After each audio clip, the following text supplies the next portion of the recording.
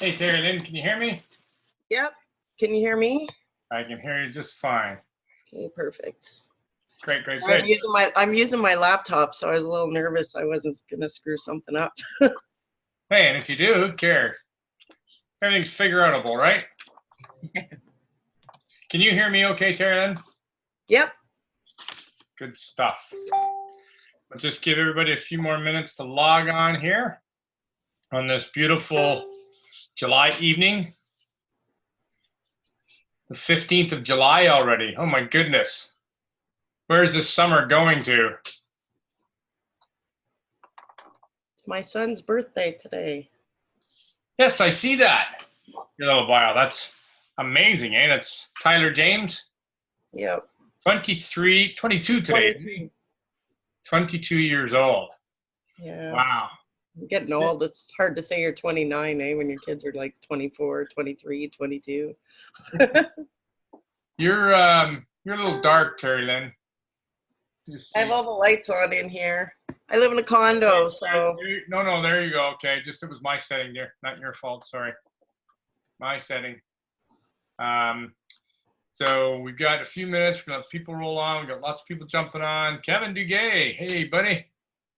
Colleen Steen, Brenna Bover out in Alberta. Susanna Lamuzga out in Minnesota area. Welcome. Pat Grass, hey Pat, out in the Walkerton area. Good to see everybody else jumping on. Stop rhyming off all the people on there. You're making me nervous. Diane Dickmeyer from Colorado. Nice to see you, Diane. Always a pleasure. Hey, what's going on? Diane, I just unmute you for a second. Hi, dear. I just unmuted you for a second. Okay. What is going on with the weather out in Colorado this year? Well, somebody really pissed off Mother Nature, I think. The weather is in Colorado moment to moment different. We've had hail almost every day. We have our afternoon monsoons, but the mornings are beautiful. Well, there's a positive outlook. Now, there you go, folks. There's a training in itself right there. The mornings are beautiful. I love it. But every time I look, I'm like, holy jumping, it's hail again. Your poor flowers and your poor. Yeah, actually, we've been really fortunate because most things have been smaller than a toonie and or a quarter for my Yankee friends. And we haven't had too much damage other than some shredded leaves on the trees. Most of the flowers have been okay, and it just gives us a little excitement moment to moment. Good stuff. Well, we're glad you're here. And thank you. I am too. Thank you for being on. Okay, so thank you, ladies and gentlemen, for jumping on. I know that summertime is a busy time for lots of people. People are away on vacation, and we certainly appreciate everybody jumping on to our Monday night training call. And I'm really, really excited to have my dear friend, Terry Lynn Parker on. Now, Terry Lynn has been around the Vox Life community for just a little over 2.5 years right now. And officially back in her workday, she was a law clerk, and she was basically a certified dental assistant. And she was an e-commerce solution developer. She worked with companies as a computer programmer with companies such as MCD, Microsoft Certified Professional. She's a Microsoft Certified Solution Developer and Certified Database Administrator. Terry Lynn's been around for almost as long as all of us that have been here from the beginning, but very close, I think 2.5 years now, Terry Lynn. Correct me if I'm wrong. She's been married for 12 years, actually been together with her wonderful husband, Jay, for 18 years, but married for 12. And she has 4 kids, Jessica, 24, Tyler James, whose birthday is today, 22 years old today. Happy birthday, Tyler. Taylor, 23, and Madison, 15. And the only one that she hasn't got out of the nest yet is Maddie. So we're excited that she still has one little chickie back in the nest at home. It's always nice to have one at home still, for sure. She lives in Burlington, She's lived in Burlington for the past 5 years, very close to Dr. Sylvia Passfield. And she previously lived in Hamilton, but she originally grew up on a farm in Flamborough. She's actually a farm girl, and we've had some great talks about the farm and so on. She loves the outdoors. She loves nature, camping, hiking, fishing, and so on. And apparently, she's an awesome poker player. And a lot of times the guys don't like her playing because she always kicks their butt. So she's been with Vox, as I said, about 2.5 years. I think she's one person, as of today, one person away from going director. So that's imminent. That's going to go. She's a great team leader. She's very vigilant in our mission to help 1 billion people. She does all kinds of shows. And we've talked, Terry and I, lots of times, and we thought that tonight would be a great topic because Terry Lynn belongs to a number of networking groups, local and so on. So she suggested it might be something to talk about. We've challenged everybody to step up and do some training, and we thought that it would be a great topic. So without further delay, I'd like to welcome Terry Lynn Parker to our call tonight as our leader and trainer tonight on her topic, the importance of joining networking groups in your area to help build and share this phenomenal technology. Take it away, Terry Lynn. Hello, everybody. I myself have joined, I've done tons of shows. I started off Vox doing vendor shows. I've never done anything like this before. I never did a vendor show until I joined Vox. I use that because I didn't really have like a big network and everything. So I did shows. Last year we did over 100 shows, and it's exhausting. Being and standing there for hours on a time and everything, and I just thought there's got to be a better way to do this that didn't take up so much of my time, where my husband works 60 hours a week, and then we would do shows on weekends and whatnot. So I started joining networking groups, and I found with the networking groups that I'm like, with shows and that, I was getting a lot of shoppers, and with networking groups I'm building relationships, so I'm actually get a lot of repeat business from people. So I put on like the top reasons for joining a networking group is the building relationships with people. They say that you need 17 interactions with people to actually build trust in a relationship with them. Sounds high, but trust is a big thing. And if you want someone to be your customer, buy off you and everything, a lot of times they have to trust you. And if they don't, it's really hard on a vendor show to get that trust from someone. The other thing is group networking. Instead of just yourself out there networking, when you join a networking group, you have other people networking for you. So say there's 25 of you, instead of just myself and my own network, I've got now 25 or 24 other people that are out there. And when they see someone that could use our product, they, it's like, hey, I know this girl and she's got this technology and I think it could help you. And they're giving you referrals. So you've got, it's like having a staff, right? And a staff of sales associates that are out there promoting you. So, and the other thing is training. A lot of these, they have training, they have speakers that come in and everything. And it's always good to keep learning new things and growing and everything. So the training and everything that you get from these groups is also valuable. So to me, networking versus shows versus cold calls, which if anybody has done cold calls before, is not nice. That's got to be the hardest way for you to gain thing, because like, a show of hands, who loves telemarketers? Never ever hear anyone say good things about telemarketers, right? When they call that, wow, I got this call from this telemarketer tonight. So, I mean, most of us avoid those calls. So cold calls are hard. When you go to shows, it's also hard. I mean, I do well at shows, don't get me wrong. It's a great way when you have no network to get your name out there in your area and stuff like that. But shows are also hard. I've done a lot of big shows and everything. They're expensive. You pay $2,000 for a booth. That means you got to sell $4,000 of product. You're on your feet for 24 hours. We don't sit down at our shows. We're up and everything. So it's very hard on you. And whereas like the network marketing, it's, I go, my main group that I'm in, I'm there for an hour each week. I mean, I do some other stuff if I meet one-to-one and stuff, but it's an hour of my time that I'm there meeting each week, and we're swapping referrals, that type of thing. So it's not as big of an investment. And the other thing is that the people that I got, I'm in the GTA area. I'll, like, not to be prejudiced of areas, but GTA people have a lot more money than some other areas. And I'm just finding that when I'm meeting people, I'm going out to their homes, I'm meeting them in person. They've been referred by someone that I know in my group. So they have a little bit more trust in me and everything. I don't go and meet them and sell one pair of socks. I mean, my best customer sold $1,500 worth of socks in a meeting. So for, half an hour to an hour of my time that I was there, it's a pretty good return on my money. So, the different groups that I'm in a ESN mastermind group in Mississauga. It has only one person per business is allowed to have a seat in that group.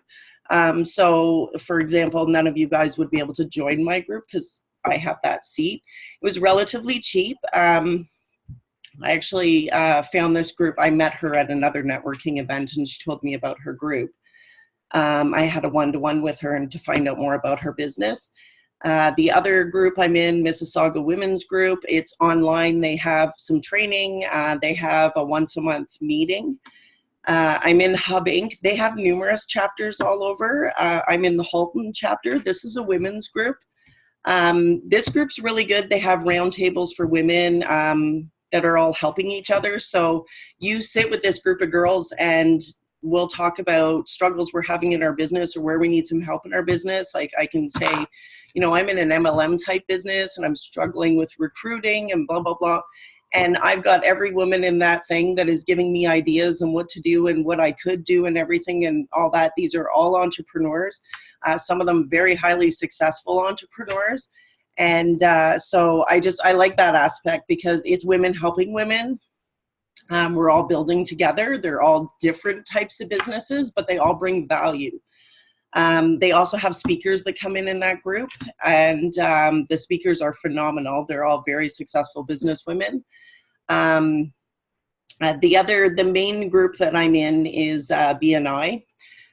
This is a global group. It's not cheap. It's, I believe, $980 for your first year. I think it's $600 and something the next year. You pay a registration fee your first year. However, this has been monetarily my most successful group.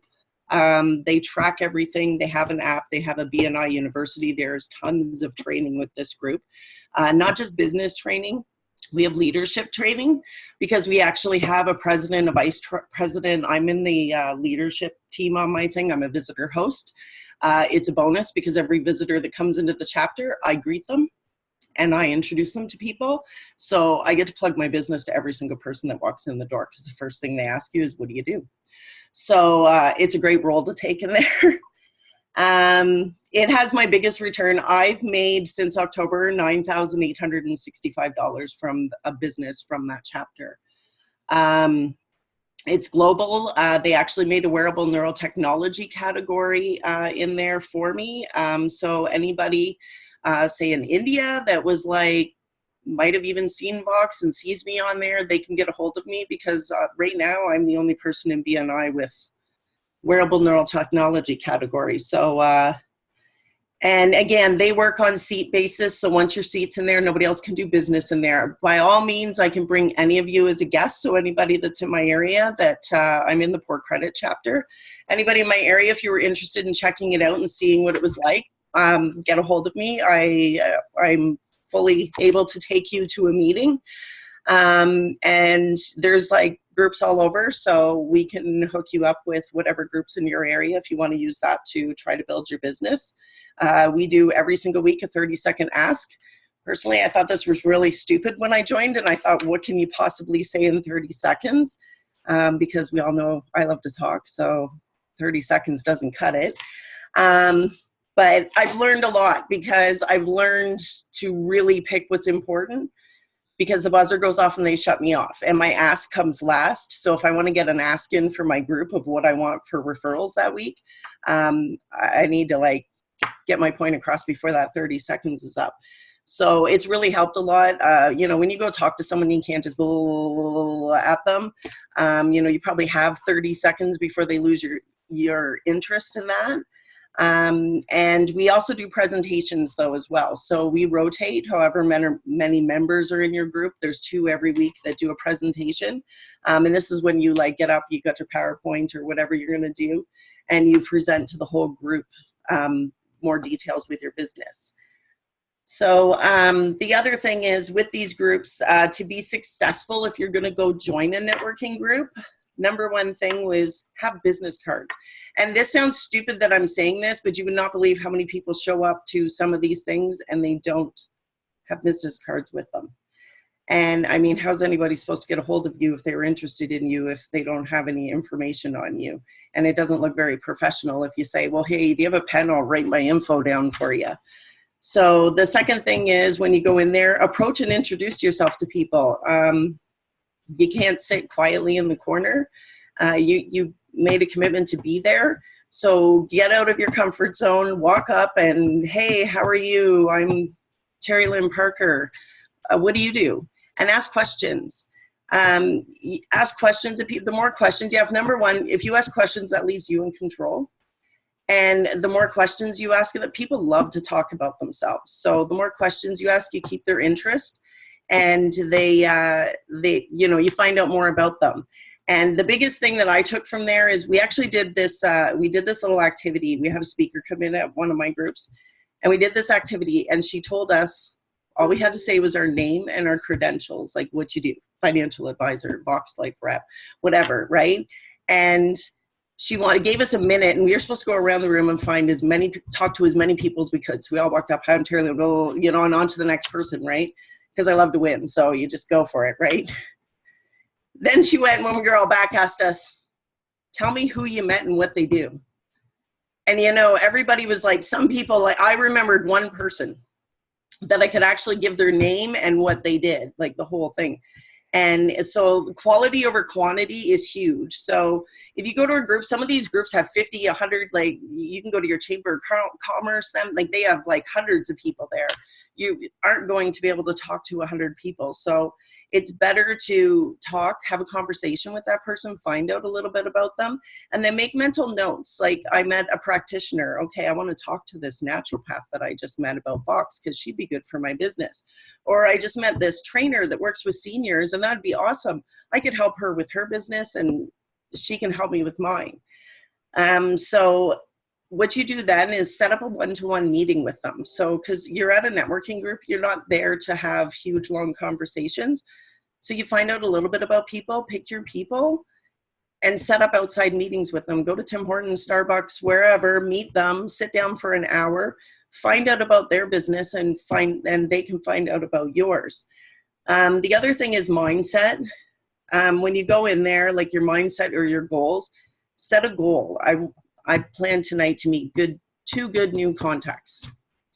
And if you meet your 2 or more, then that's great. Sit down and have your meetings, but your mindset also has to be when you walk in that room, not what am I going to get?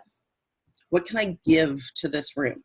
And those are the people you want to talk to, because there's a big saying in BNI, their whole philosophy is givers gain. If I give to you, everyone's going to give back to me.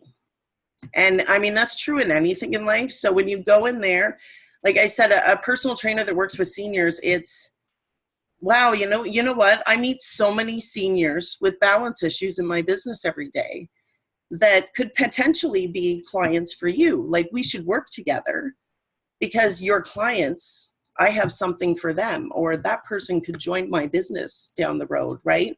So in giving to other people, that helps bring it back to you.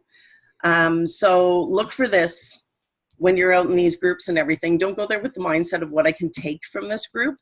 You want to go in there with the mindset of what I can give to this group, because the more you give, the more you're going to get out of that group with all the people. Nobody likes someone that comes in there that's just out for themselves.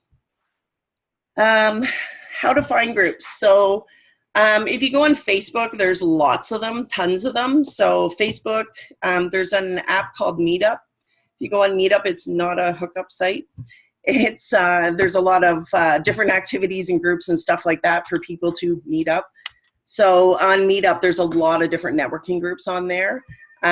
Sorry, guys, there's not tons of men's networking groups. Like, it's either both or women, and there's tons of women's groups. So girls, we're lucky. Men, that's what, like, there's, I don't know, like, men are to the Chamber of Commerce, BNI, that type of thing, but there's not that many, like, I don't know, like men's only networking groups. There's only women. So you guys are a little out of luck on that end of it, but there's We may have to start some, Terry.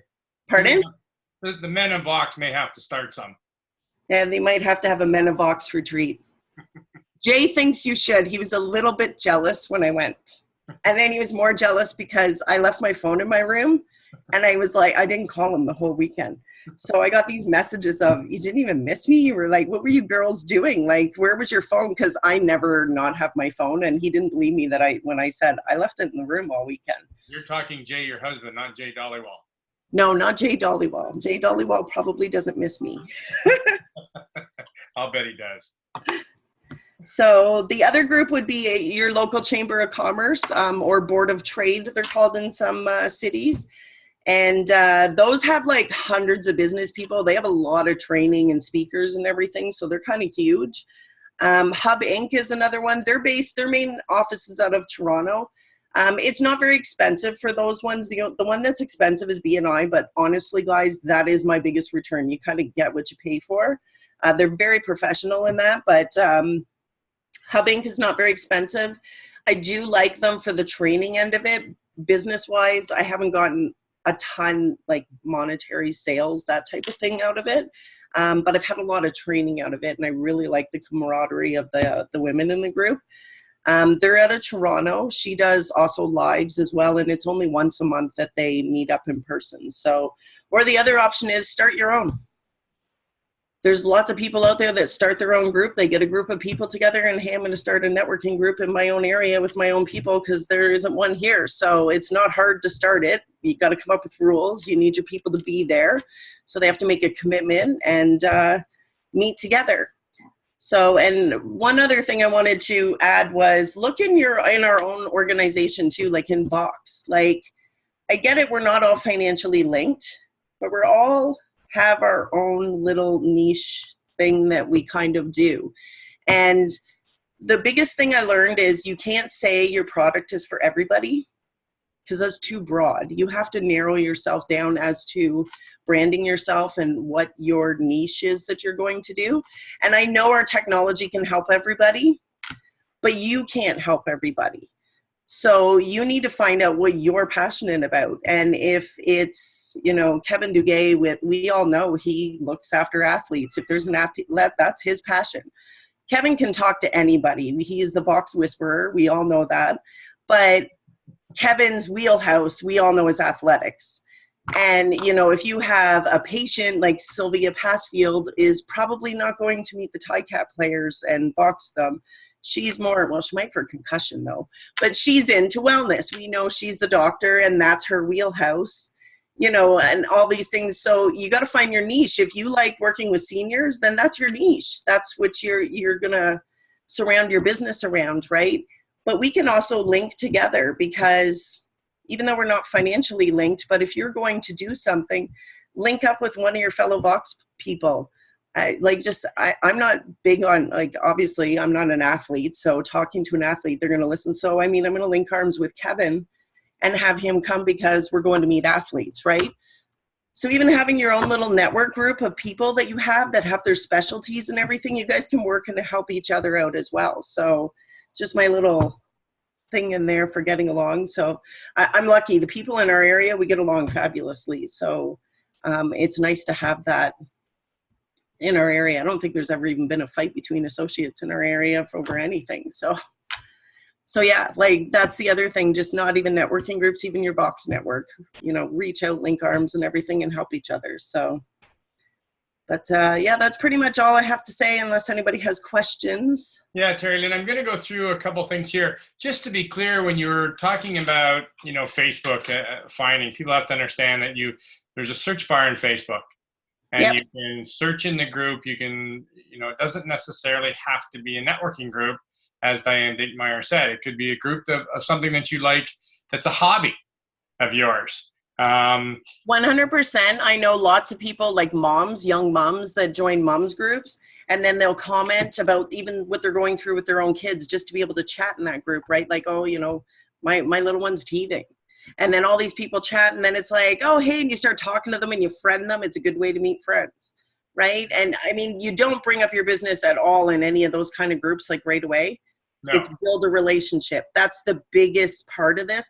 And these groups, guys, it's not like a show. You don't win money like it's not money instantly. It's work. It's work. It's building relationships. It's going to be a little bit slower, but when it comes down, the return on that investment is way bigger than any of your shows. People shop at shows. It's really hard to get repeat customers at shows. So this way, building relationships is exactly where you want to go. BJ Evans made a comment that she just joined BNI Saturday. I don't know what chapter it is, and says I've already had sales already from the group. So that's nice, BJ. Congratulations. Great point by Diane. If there's not a networking group in your area, consider starting one. Consider leading and starting one. I don't know myself what type of work that would involve in policing it and so on. And as you said, Terry, you got to make sure there's rules that if people don't show up a number of times and they don't, they may not be able to stay in the group or whatever. But Janie Dunning says, when selling at a networking group, do you sell stock or do you enroll people as customers on your website? I sell stock. I always sell stock to people. You make more money selling stock. I wouldn't send them to my website. These are local people. I bring stock with me all the time. So you're bringing stock, but again, it comes down to, as far as enrolling people, we know how important it is for people to have an experience on our technology first before we consider asking them to, join us.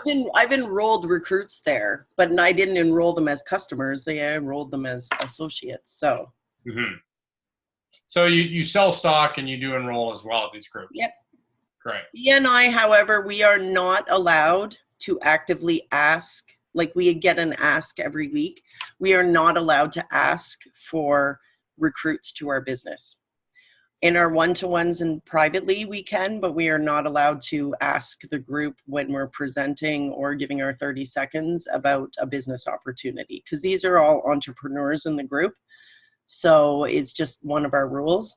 I can ask to be referred, give a testimonial for ADHD that I have, and I can ask to be referred to anybody that has kids with ADHD or autism or whatever, but I can't ask for business recruits. Great. So you basically have to have your 30-second elevator speech down. Yeah. What? I change mine every week. I don't leave the same one every week because that would be boring. And I use stories. So my very first speech was, first 30 seconds was a brief on me and why I joined the company. I gave a technology once. When you talk science to people, most of them, they tend to you lose their concentration. So I like to tell stories. So I actually go into our testimonials and I pick a testimonial and I pick a disease. I've talked about MS. I've talked about cerebral palsy. Last week I did seniors and fall risk and gave stats and asked for referrals to every single one of their grandparents because I knew they all had grandparents or parents that were aging and I wanted to meet every single one of them. And I got 4 referrals out of that. So. Great. Referrals, just to let you know, referrals are that these are people that they know that they've spoken to about me and they've given me business. So then I call them and. Well, I think you could probably safely say that in any networking group, if you asked does everybody in this group know at least one person that deals with pain, that deals with, some issue? And I think that confidently every person that you ask that question does know at least one person that deals with those issues. So are you charging tax? Well, that you have to have a GST number to do that. So yes, I run a business. So yes, I charge everybody tax in my business. But if you don't have a GST number, then you can't do that. My suggestion to you is if you're going to do this and run it as a business, to set yourself up as a business. So. Okay, so let me just go through the loop because we're right on the button time-wise here. I want to respect everybody's time. Look at that, Terry. I didn't go over. If anybody goes over, it's my fault, Terry, not yours. Can you believe Terry actually asked me, do you think you could talk for 20 minutes? So I was like, hello, who are you talking to? the BNI group was the one you joined. That so far it cost you $980 to join, but you have done to date, year to date, and I think you told me you joined last October. Yep. You've done almost $10,000 in sales. $9,865 to be exact, because we track everything, so I know exactly all of my sales I've done. And because you buy only at a $600 level, that is half of that in profit. So for round figuring, basically $5,000 profit. So 980 off the 5,000, you're basically $4,000 to the good from joining that group. So for quick math for anybody. So let's go through. I want to make sure I don't miss any questions. Online parties, sock and soul parties. Paul is asking, I don't know what the question is there. Is it, do you do online parties, sock and soul parties? And I'm sure you do, or Yeah. have done online I parties. still do shows. I'm in 3 different hospitals. I scaled back, not doing quite as many shows so that I have some weekends free, because our friends were beginning to wonder if we existed still. So I've got to do my things that I love. We've been out boating and everything else already this year. So I think having all things in your toolbox, Terry, is very important. I think they're yeah, all. I picked out shows because I've done so many. I picked out shows that I know that I make like very good money at. Great. So that's, and So, that's I mean, based on the experience. ones that are iffy, I'll let someone else take them. Yeah, and I think that's based on your experience, based on being in the business 2.5 years, and identifying what shows worked for you, Yeah. what shows you had, and so rebooking in those shows. I mean, obviously, it's not advisable to rebook in a show that was not great for you. And No, so, and people don't judge shows by the fee for the show, because you know what? I've done $2,000 shows and lost money, and I've done $20 shows. I did a free show that I made $2,500 at. So, I mean, the fee involved in a show is not at all a determinator as to how it's going to be. There is a group on Facebook called I don't know, Ontario Craft Vendor Show Review Group or something, but look up networking like review groups or something, just search it. There is a show that's on there, and a lot of people comment about shows and how good they are, how many people through, that type of thing. So it's kind of a good indicator, because you've got all vendors from all over Ontario that are commenting on when shows are really bad, or some, like, I mean, there's vendors out there that have ripped people off. I've had a couple. So just one last question, Terry, before we go. What do you do at the hospitals? I have a booth at the hospital, so I'm at the hospital all day long. So a lot of them, I got it. The hospital's a little bit, it's not what you know, it's who you know type of thing. I met a girl at the outdoor show this year. She's a traveling eyeglass sales optometrist, whatever, and she had a booth there, and she goes into the hospitals in the GTA, and she actually gave me an in with people. So I got into the Trillium hospitals and Oakville. They gave me Newmarket, but Nancy's at Newmarket Hospital too. So, I mean, they're picky. Like, once you're in, you guys wouldn't be able to get into those hospitals, but you can look in your area for hospitals. It is done through the gift shop or volunteer department, depending on the hospital. So you could call and see if you can get in. But I know that it is a little bit picky, but you can certainly try. One last point. This is a great point by Diane Dinkmeyer, and I think this is a very interesting point. We all talk about, and we've all done vendor shows before. Most of us have done vendor shows, and we all talk about the other vendors that we now have the patch. We can go around and we can, patch and lock somebody with a patch that's on their feet all day. A great idea. If you can't do a show, go to the show anyways and meet the vendors and exchange info. And just one thing about that, Terry, you need to kind of watch, because There's some people that come into shows and there's other vendors. Like if there's a box rep at that show, do not go in there and talk to the No, vendor. I understand. That's a great point. We don't And want to go there. even if you're not in the show, the fact that people paid to be in that show and then you walk in and try to sell things is not regarded very well by other vendors. So No, I'm not saying really sell watch something. doing that. Yeah, it's a great point. I'm not saying sell something, going in with a bag of tricks trying to sell. There are lots of people that do it though, but when you do shows, your name's out. Like I don't look for shows anymore. I turn down shows. The people come after me, and some people I don't even know. They just know my name. So be wary when you do shows. Follow the rules, because if you do, then you will have people contacting you asking you to do shows for them. It's a very small knit community that your name gets around very easily. So just I would kind of watch that walking around a show. I'm not sure I would do that. You're cautioning people on that. Okay, great point. Okay, well that's we're out of time. I'd like to thank you on behalf of the field, Terry, for jumping on here and sharing your training this evening and your experience on shows, and also your experience and the importance of how you can leverage these networking groups to build your business and share the technology. And I appreciate everybody getting on, as I'm sure you do. Next week on the 22nd, we have Darlene Neufeld from out in the Manitoba area, who is another mission leader, as Terry Lynn was this year, a recipient of our Mission Leadership Award. So congratulations on that as well, Terry Lynn. And Darlene Neufeld next week will be talking about cold calling and overcoming your fears of cold calling, as we've talked about tonight. So I think it should be an exciting call to dispel some of the fear that somebody might have put into people tonight about cold calling.